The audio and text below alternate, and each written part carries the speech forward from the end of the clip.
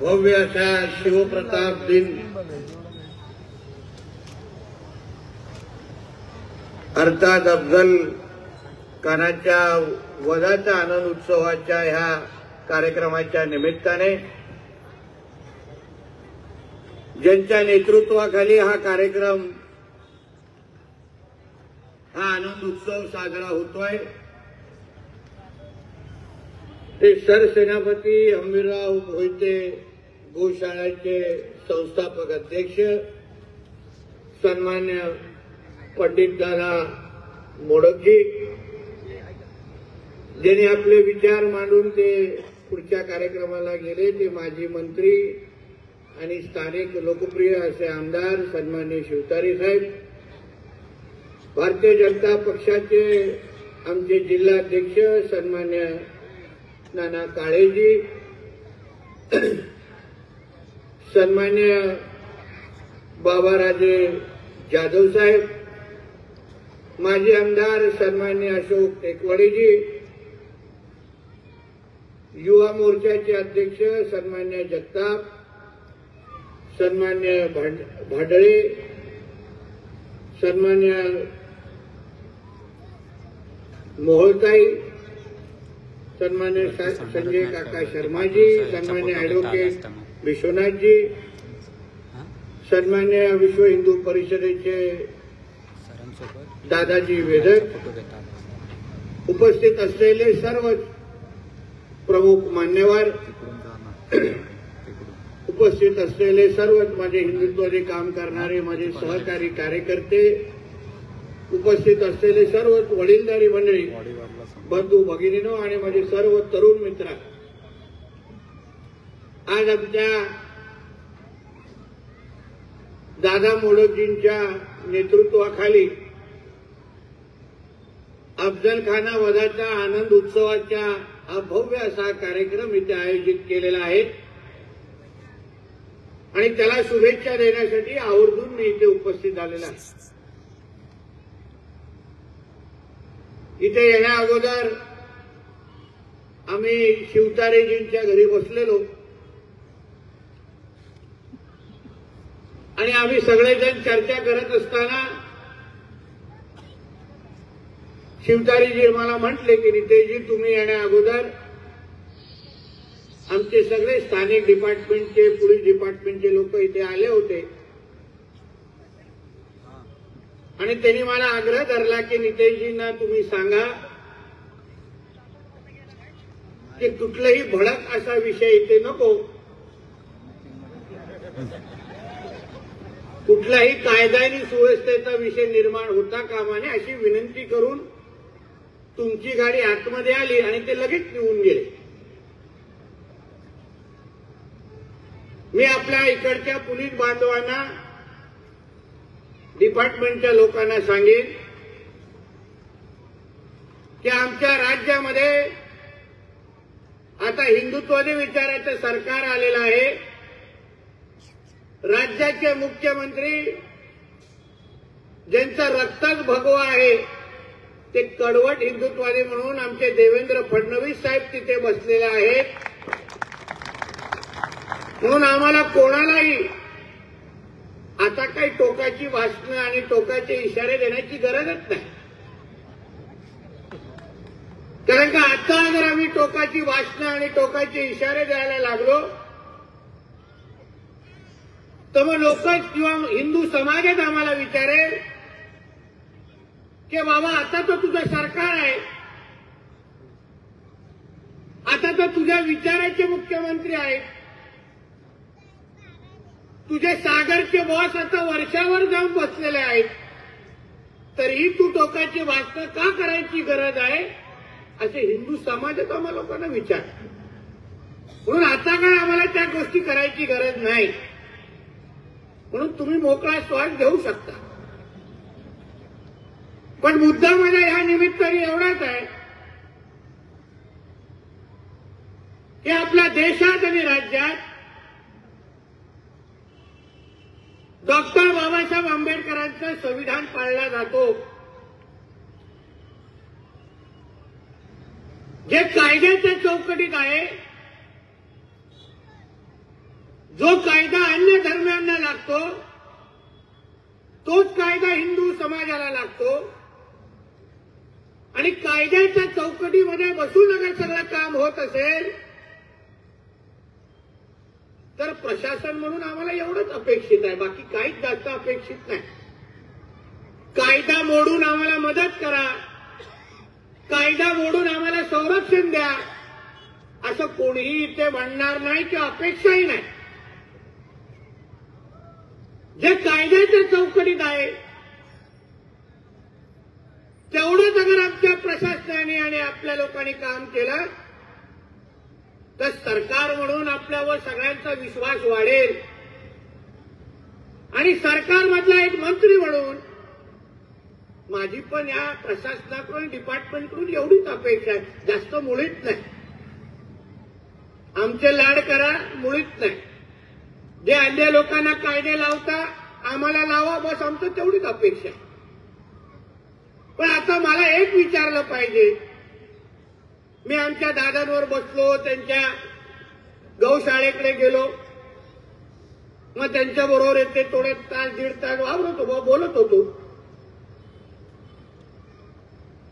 त्यांना असं सांगण्यात आलं की बाबा अफजल खानाचा वध करत असतानाचा फोटो तुम्ही किंवा पोस्टर तुम्ही लावू नका, त्याच्यानी भावना दुखवतील. ज्या देशामध्ये 80-85% हिंदू राहतात, ज्या महाराष्ट्राने देशामध्ये आमच्या नसानसामध्ये छत्रपती शिवराय बसतात, आमचा प्रत्येक श्वासावर अधिकार संभाजीराजेंचा आहे, मग त्या महाराष्ट्रामध्ये त्या देशामध्ये आम्ही अफजल खानाच्या वधाचं पोस्टर लावणार नाही, मग काय पाकिस्तानमध्ये लावणार का? आणि मला फक्त एक कुठलाही कायदा तसा मी पण थोडा कायद्याचा अभ्यासक आहे. एवढा केसेस अंगावर घेतल्यानंतर कायद्याचा अभ्यास करायलाच लागतो, पर्याय नसतो. आणि मोठ्यातले मोठे वकील आज आहेत, त्यांचे आपण सत्कार केलेला आहे. त्यांनी मला सांगावं की एक असा कायदा कोणीही शोधून काढावा, एक असा कायद्याचा अभ्यास मला करून दाखवावा जिथे असं लिहिलेलं आहे की बाबा अफजल खानाचा वधाचा पोस्टर तुम्ही लावू शकत नाही. कायदा मला दाखवा, तो कायदा असा असेल तर मी पोस्टर काढायला लावतो, साधा विषय. पण अगर कायदा नसेल, कुठलाही कायदा मोडत नसेल, तर मग आमच्या हिंदू राष्ट्रामध्ये, शिवरायांच्या महाराष्ट्रामध्ये इथे चौकामध्ये नाही, घराघरावर अफजल खानाच्या वधाचे पोस्टर लागतील आणि कोणी काही करू शकणार नाही, काहीच करू शकणार नाही. कारण का कायदाच नाही तसा. मग कायदा नेमकं मोडतो कोण आहे? 4-2 टकल्यांची अगर भावना दुखत असतील तर त्याची काय आम्ही कदर करणार नाही? जाऊन दे, त्यांच्या पाकिस्तान बांगलादेशमध्ये दाढी कुरवळणारे खूप आहेत तिकडे, पण इथं लाड नाही. तर आम्ही कोणाचा कुठलाही कायदा मोडत नाही. मोडत असेल तर वकील साहेबांनी कुठे गेला आपले वकील सांगा, आहे का कायदा असा कुठला? नाही. इथेच विचारा, नाही. पोलिसांनी जरा नोंद घ्यावी, डायरी बिरी काढून दाखवा, लिहा बाबा असं आहे. यापुढे आमच्या हिंदू राष्ट्रामध्ये आमच्या हिंदुत्वादी सरकार असताना कोणीही कुठलाही अफजल खानाच्या वधाचा बॅनर पोस्टर लावला आणि कोणालाही त्रास दिला तर त्याच्यानंतर फोन कोणाकोणाचे येतील याची फक्त काळजी घ्या आणि मगच पुढचं पाऊल उचला. एवढंच सांग. मला उगाच नाही, कायदा बेकायदेशीर गोष्टी आणि उगाचचे लाड लांबून चालेल इथे चालणार नाही. आता गौरक्षणाचा विषय, सत्कार झाले, पारितोषिक दिलं गेलं. आमच्या दादांचं एवढं मोठं काम आहे, गौशाळेला जाऊन आलो. या आमच्या महाराष्ट्रामध्ये 2014 ते 19 पर्यंत जेव्हा महाराष्ट्राचे मुख्यमंत्री आमचे सन्मान्य देवेंद्र फडणवीस साहेब होते, आम्ही सगळे तेव्हा विधिमंडळात होतो. त्याच 5 वर्षाच्या कालावधीमध्ये गोरक्षणासंदर्भात कायदा निघालेला आहे, गोहत्या बंदी कायदा निघालेला आहे. माझ्याकडे त्याचा GR आहे की नाही? आहे. म्हणजे आमच्या राज्यामध्ये कोणीही गोहत्या करू शकत नाही असा कायदाच आहे महाराष्ट्रामध्ये. हा कायदा आहे. आम्ही काय बेकायदेशीर गोष्ट मागत नाही. मग अगर कोण कायदा मोडत असेल, तरीही कत्तलखाने चालवत असतील, ज्या गाईला आम्ही आमची दैवत, आमची आई मानली, आमच्या माता म्हणून आम्ही त्यांच्याकडे पाहतो, आमच्या दैवत म्हणून त्यांना पूजतो, त्या गाईकडे कोण वाकड्या नजरेने पाहत असेल, त्या गाईचं कोण कत्तल करत असेल, तर त्याबद्दल आम्ही भूमिका घ्यायची नाही. अहो आम्ही सोडा, गौरक्षकांनी सोडा. आपल्या राज्यामध्ये अगर गोहत्या बंदी कायदा आहे, तसा GR अगर सरकारचा निघाला आहे, तर गौरक्षकांच्या अगोदर संबंधित डिपार्टमेंटनी त्याच्यावर काय कारवाई करायला हवी. कत्तलखाने बंद करायला हवेत. अशा कोणी गाड्या घेऊन जात असतील, त्या नालायकांना पहिले जेलमध्ये टाकून त्यांचे काय कार्यक्रम केले पाहिजे. गौरक्षकांसाठी थांबता कशाला? म्हणून कायदा जर तुम्हाला पाळायला जमत नसेल, तर सरकार म्हणून आता आम्ही मंत्री सरकारमध्ये बसलोय, आम्ही आहोत तिथे, आमची CCTV ऑन आहे, आम्ही पाहतोय काय काय चाललंय, कोण कोण या कत्तलखानेकरांना मदत करतायत, कोणाच्या घराघरामध्ये संध्याकाळी बिर्याणी पोचतायत, सगळी माहिती आम्ही गोळा करणार. आता या राज्यामध्ये चालणार नाही. जो कायदेशीर विषय आहे, ज्या संबंधित आमच्या राज्यामध्ये अगर गोहत्या बंदी कायदा लागू आहे, तर आमच्या राज्यामध्ये एक पण कत्तलखाना सुरू राहता कामा नये. आणि ही आमची भूमिका आहे. येणाऱ्या कालावधीमध्ये मी तुम्हाला विश्वास देतो, या आमच्या भगवाधारी महाराष्ट्रामध्ये आम्ही आमचा महाराष्ट्र कत्तलखाना मुक्त केल्याशिवाय आम्ही गप्प बसणार नाही. हा शब्द तुम्हाला मी देतोय. नाही चालणार आमच्या राज्यामध्ये, लाड नाही चालणार. गरज काय? बेकायदेशीर गोष्टी. कायदे आहेत ना, कायदा पाळायला सांगा. कायदा पाळायला जमत नसेल तर ढोंगणावर लाच मारायला पाठवून द्या पाकिस्तानमध्ये. जाऊन दे तिथे घाण सगळी इकडून. कशाला पाहिजे घाण आपल्याला इथे? म्हणून साधा आमचं एवढंच म्हणणं आहे सगळ्या जणांना. बाकी जागा काय नाही. प्रशासन असेल, प्रत्येक जण असेल, डिपार्टमेंटचे लोक असतील, फक्त कायदा पाळा. का बेकायदेशीर गोष्टीला समर्थन करू नका. बेकायदेशीर गोष्टीला समर्थन कराल तर या सरकारमध्ये कोणीही त्या गोष्टी सहन करणार नाही. आणि प्रत्येक गोष्टीची माहिती ठेवणाऱ्यापैकी आज सरकारमध्ये बसले आहेत. कडवट हिंदुत्ववादी आमच्यासारखे सरकारमध्ये बसले आहेत. ह्या गोष्टी फक्त आठवण करून देण्यासाठी हे सगळ्या गोष्टी सांग. नंतर बोलू नका की आठवण केली नाही, है ना. दोघांचा त्रास झाल्यानंतर आठवण कशा केली नाही असं म्हणून आम्हाला कायदा पाळा तुम्ही. बाकी एवढंच म्हणतो. किल्ल्यांवर होणारे अतिक्रमण सांगा मला तुम्ही. कुठल्या कायद्यामध्ये लिहिलंय, कुठल्या इतिहासामध्ये लिहिलंय? आमचे जाधवसाहेब बसले, जाधवघर सगळं त्यांच्या परिसरातलं आहे. आज महाराष्ट्रातल्या किल्ल्यांवर काय परिस्थिती चालली? छत्रपती शिवरायांना आपण आपलं दैवत मानतो, नतमस्तक होतो त्यांच्या समोर. तर किल्ल्यांवर होणारे हे जे हिरवे चादरांची जिथे नाटक चालू आहे, जिथे दिसतं तिथे हिरवे चादर टाकतात आणि मग तिथे आपलं सगळं आपले थडगे उभे करतात. हे कोणाची परवानगी आहे? कुठल्या इतिहासामध्ये लिहिलं आहे? अहो साधा काय चुकीचे बांबू तरी उभं केलं ना, तरी पण आमचे ते डिपार्टमेंटचे लोक तिथे लगेच कारवाई करतात.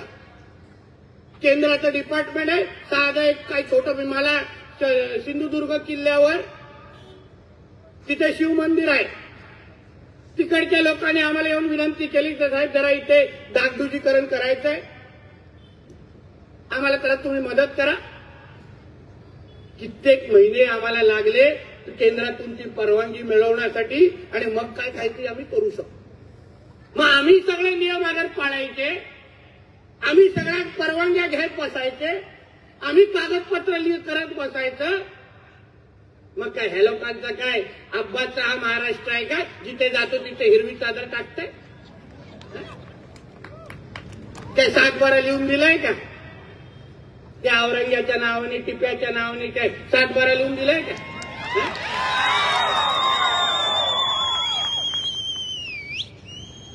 म्हणून आता काय आम्ही कुठलेही कायदा मोडण्याची भाषा नाही करणार, गरज नाही. आता आलोय सरकारमध्ये. अफजल खानाच्या वधाच्या निमित्ताने आमच्या महाराजांनी आम्हाला काय शिकवलं, पिढ्यानपिढी काय विचार दिले, ते युक्ती तिथे युक्ती आणि शक्ती तिथे शक्ती वापरा हा संदेश आमच्या छत्रपती शिवरायाने आम्हाला देऊन ठेवलेला आहे. जेव्हा शक्ती वापरायची होती तेव्हा वापरली. आता सरकार म्हणून युक्ती वापरण्याचे दिवस आलेले आहेत. म्हणून तुम्ही आपले कायदे पाळा. जे काय बेकायदेशीर आहे प्रशासनाला सांगेन, डिपार्टमेंटच्या आमच्या लोकांना सांगेन, बेकायदेशीर गोष्टीला कुठलाही प्रोत्साहन देऊ नका. जे कायदे तुम्ही हिंदू समाजाला लावता तेच कायदे अन्य धर्माला लावले पाहिजेत. आमच्या मिरवणुका अगर 10 वाजेपर्यंत अगर चालत असतील तर मोहरमच्या आणि ईदच्या मिरवणुका पण 10 वाजल्यापर्यंतच वाजलं पाहिजे. 1 मिनिट जास्त परवानगी द्यायची नाही. या सगळ्या गोष्टीवर बारकाईने आमचं लक्ष असेल. म्हणून दादांना तुम्हाला सांगतो, वाद ऐकलं त्यांचं पूर्ण, म्हणजे माझं दादा चिंता करू नका. योग्य माणसाला स्टेजवर या कार्यक्रमाला बोलवलेलं आहे. योग्य माणसाला बोल. आपल्या आता कानावर गेलाय ना, आपण डायरेक्ट बोलणारे कमी आणि कार्यक्रमवाले जास्त आहोत. तुमचा हक्काचा विचाराचा माणूस सरकारमध्ये बसलाय. काही कोणी काही त्रास दिला आणि तो बेकायदेशीर असेल, फक्त एक फोनवर कळव, बाकी सगळं त्या संबंधित माणसाला कळेल कसं थरथर थरथर कापायला लागतं. त्याच्यानंतर उगाच आमच्या हिंदुत्वादी कार्यकर्त्याला इकडच्या कोणी त्रास द्यायचा नाही. आज काय नुसतं कार्यक्रमाला हजेरी लावण्यासाठी आलेलो नाही, पण माझ्या इकडच्या प्रत्येक हिंदुत्वादी कार्यकर्त्याला मला संदेश द्यायचा आहे की तुम्ही एकटे नाही, आम्ही सरकार म्हणून तुमच्या सगळेजण बरोबर आहोत. एवढा विश्वास तुम्हाला द्यायसाठी मी इथे आलेलो आहे. हे हिंदुत्वादी विचाराचं सरकार आहे. महाराष्ट्राच्या हिंदू समाजाने त्या सरकारला आशीर्वाद दिलाय. एक भगवादारीला सरकारचा मुख्यमंत्री म्हणून तिथे बसवलाय. म्हणून कुठल्याही हिंदुत्वादी विचाराच्या कार्यकर्त्याला काही चिंता करायची गरज नाही. आपल्या धर्माची सुरक्षा करण्यासाठी ज्या ज्या गोष्टी करण्याची गरज आहे, आपल्या धर्माकडे कोणी वाकड्या नजरेने पाहत असेल तर त्याला हे सरकार म्हणून आम्ही सोडणार नाही. एवढा विश्वास तुम्हाला आम्ही आजच्या निमित्ताने देतो. आजच्या निमित्ताने म्हणून दादांना सांगेन, तुम्ही काम तुमचं असंच सुरू ठेवा. म्हणजे त्यांचं जे काय काम कार्य बघितल्यानंतर मला त्यांचं वय खरं काय विचारासारखं वाटलं. म्हणजे काही व्हिडिओ दादाने मला दाखवले, पण मला एक डायरेक्ट आहे विषय. म्हणजे आम्ही तर नुसतं कमरेतच बेल्ट घालतो. पहिलं थोडं भेटले असं, आता मंत्री झालोय म्हणून थोडं आता व्यवस्थित वागायला लागेल. पहिले दादा भेटले असते तर मी त्यांना सांगितलं तर या शुभ काम मध्ये आमचा पण जरा हातभार लावा. पण आता नाही करू शकत, सगळे बंधनं आलेली, आचारसंहिता आली आहे. पण तरीही तुम्ही चिंता करू नका. त्या मंत्रालयावर फडकणारा जो भगवा झेंडा आहे तो तुमचा हक्काचा आहे दादा, तुम्ही चिंता करू नका. यापुढे हिंदुत्वाचं काम असंच ताकदीने चालू ठेवा. कोणीही आमच्या माता भगिनींना वाकड्या नजरेने पाहता कामा नये. एवढी धाक आणि दरारा आपल्या हिंदू समाजाच्या इथे तयार करा. खरंच कौतुक करायला पाहिजे. आमचे केरळवरून जे मित्र आलेत, मी आवर्जून सांगत होतो त्यांची ओळख सांगा. 12,000 ना मुलींना सोडलं, 12,000. अहो, एक आपल्या भगिनींना घरी आणण्यासाठी किती मेहनत करायला लागते ना. आमच्या सगळ्या सारख्या हिंदुत्ववादी कार्यकर्त्यांना विचारा. एक आमच्या भगिनी, आमच्या ह्या केरळमधल्या भावांनी 12,000 आणले घरात, आणि मोठ्या संख्येने त्यांच्यासाठी टाळ्या मारा आणि त्यांचं अभिनंदन करा. 12,000 आमच्या हिंदू भगिनींनी त्यांच्या भगिनींचं आयुष्य तरी वाचवलंय, ते पण केरळ सारख्या राज्यामध्ये. अहो, ते मिनी पाकिस्तानच आहे केरळ. म्हणूनच तो राहुल गांधी तिथे निवडून येते. आता त्यांची बहीण निवडून येते ना. सगळे अतिरेकीच त्याला मतदान करतात. खरंच आहे, विचारा. ते काय अतिरेकींना धरूनच ते लोक खासदार झालेले आहेत. म्हणून आपल्याला सांगतो, हे कार्यक्रमाचं जसं आमंत्रण मिळालं, लगेच सगळे कार्यक्रम रद्द केले आणि आपल्या इकडे आलेलं. तर आपल्याला हे आपले आवडते विषय आहेत. अफजल खानाचा वध बिल आपले आवडते विषय. आपल्याला काय कोण सरळ कार्यक्रमाला बोलवत नाही. आपण त्या व्याख्यानवाले नाही. व्याख्यान आलं तर उगाच चित्त्या बित्त्या द्यायला लागतात. आपल्याला काय ते जमत नाही. म्हणून लगेच कार्यक्रम वेगळा. आणि अफजल खानाचा वध करा, दुसरे कार्यक्रम कॅन्सल. जाऊ इथे जायला पाहिजे. आणि इथे आल्यानंतर दादांचं काम पाहिल्यानंतर, जे काय एकंदरीत तुम्हाला सगळ्यांना भेटल्यानंतर, यापुढे दादा तुम्हाला सांगतो, तुम्ही चिंता करू नका. या भागात हिंदुत्वाचं काम तुम्ही एवढं मोठं करा, आणि प्रशासन आणि सरकार म्हणून तुमच्या केसालाही धक्का लागणार नाही, एवढा विश्वास तुम्हाला मी आजच्या निमित्ताने देतो. आजच्या निमित्ताने आपल्याला काय करायचं का बेकायदेशीर विषय काहीच करायचं नाही. म्हणून आपल्याला जाता जाता एवढंच सांगेन, आपण जो आदर सत्कार केला तो निश्चित पद्धतीने मला समाधान आणि मला आनंद झाला. पण त्यामुळे माझी जबाबदारी पण एवढी आहे. मी जेव्हा शपथ घेतली मंत्री म्हणून, तेव्हा मला माहिती होतं महाराष्ट्राच्या जनतेची सेवा तर मला करायचीच आहे. पण त्याचबरोबर प्रत्येक हिंदुत्ववादी कार्यकर्त्याचा आवाज म्हणून मला मंत्रालयामध्ये मी बसलेलो आहे. याबद्दल तुम्ही चिंता करू नका. आपल्याला समाजामध्ये, हिंदू समाजाला एवढं सुरक्षित ठेवायचं आहे, ते प्रत्येकाला वाटलं पाहिजे की हा आमचा भगवादारी महाराष्ट्र आहे. असं काम आपल्याला या महाराष्ट्रामध्ये उभं करायचं. म्हणून या निमित्ताने दादांना आणि त्यांच्या सर्वच कार्यकर्त्यांना, सहकाऱ्यांना मी त्यांच्या मनापासून तुम्हाला शुभेच्छा देतो. अशाच पद्धतीने तुम्ही तुमची कामं करून चालू ठेवा. आमचे भारतीय जनता पक्षाचे माझे अन्य सहकारी पण आपल्याबरोबर आहेत. पक्ष म्हणून तर आम्ही आहोतच, कार्यकर्ते म्हणून पण आहोतच, पण सर्वात पहिलं एक हिंदू म्हणून तुमच्या खांद्याला खांदे लावून आम्ही उभे आहोत, हे तुम्ही लक्षात ठेवा आणि जोमाने काम करा. एवढंच या निमित्ताने सांगतो. इथेच थांबतो. जय हिंद, जय महाराष्ट्र, जय श्रीराम. जोरात मास्क परत होऊन दे, थंडी वाजते की काय मागे. जय जय श्रीराम, जय जय श्रीराम, जय जय श्रीराम. भारत माता की, भारत माता की. धन्यवाद. हॅलो, सगळ्यांना विनंती आहे, कृपया जागेवरतीच बसायचंय. कार्यक्रमाच्या शेवटच्या टप्प्यात आपण आलेलो आहे. अफजल खान वधाची छोटी नाटिका आपल्यासमोर सादर होणार आहे. नंतर कार्यक्रम संपणार आहे. शेवटची 5 मिनिटं राहिलेली आहेत. भोजनाची व्यवस्था व्यासपीठाच्या डाव्या बाजूला केलेली आहे. कृपया कार्यकर्त्यांना विनंती आहे, आपली जागा सोडू नये. राणेसाहेब, आपलं अभिनंदन. पाठीवरती हात ठेवून नुसतं लढ म्हणा. हिंदुत्ववाद्यांना एवढीच अपेक्षा आहे. मी अफजल खान वधाची नाटिका जे कोणी कलाकार सादर करणार आहेत त्यांना विनंती करतो की आपण व्यासपीठावरती यायचंय. तोपर्यंत संघाचे पूर्व प्रचारक राहिलेले आपले स्वयंसेवक श्री ऋषिकेश कुलकर्णी यांनी देशाचा सांस्कृतिक वारसा व देशाची अस्मिता जपण्यासाठी प्रबोधनपर कॅलेंडर छापलेलं आहे, ते राणेसाहेबांना विनंती आपण प्रकाशित करायचे. उद्या